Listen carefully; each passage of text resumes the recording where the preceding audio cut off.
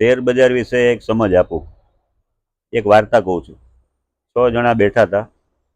વચ્ચે થાળીમાં ખીચડી રાખી હતી. શું રાખી હતી? ખીચડી. હવે ખીચડી નાખી હતી, એમાં પછી ખીચડીમાં ખાડો કર્યો, ઉપર ઘી નાખ્યું. એટલે એક બહુ ચાલક હતો, એણે આમ લીટી કરી, આમ લાઈન કરી એટલે ઘી બધું ત્યાં વયું ગયું. બોલતો જાય કે તમે ઓલાના લગ્નમાં કેમ નહોતા આવ્યા, એમ કરીને લાઈન કરે એટલે ઘી આ બાજુ વયું ગયું.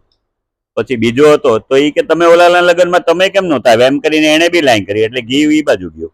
પછી ત્રીજાને ખબર પડી કે આ બધા ચાલાકી વાપરે છે, આણે આમ લાઈન કરી, ઘી આ જાય, તો ત્રીજાએ કર્યું. એમ કરતા કરતા ચોથાએ કર્યું, પાંચમાએ કર્યું. તો લાઈન તો બધી પૂરી થઈ ગઈ. હવે છઠ્ઠો બાકી રહી ગયો. લાઈન તો બધી પૂરી થઈ ગઈ, ઘી તો બધી બાજુ વયું ગયું. પછી છઠ્ઠો તો બધા કરતા ચાલક હતો. એને એમ થયું કે તો ઘી બાજુ વયું હતું, ખીચડી તણે છે ને બધી ખીચડી ભેગી બધાના લગ્નમાં જવાનું. વાત પૂરી. આ શેર બજારનું એવું જ છે. આમ કોઈક લાઈન દોરે, આમ કેમ કર્યું, ઓલો કે આમ કેમ કર્યું, ઓલો કે આમ કેમ કર્યું, આમ કર્યું. આ બધું ઠીક છે, છેલ્લે ખીચડી બધી ભેગી થઈને બધા ખાવાના છે. મજા કરો.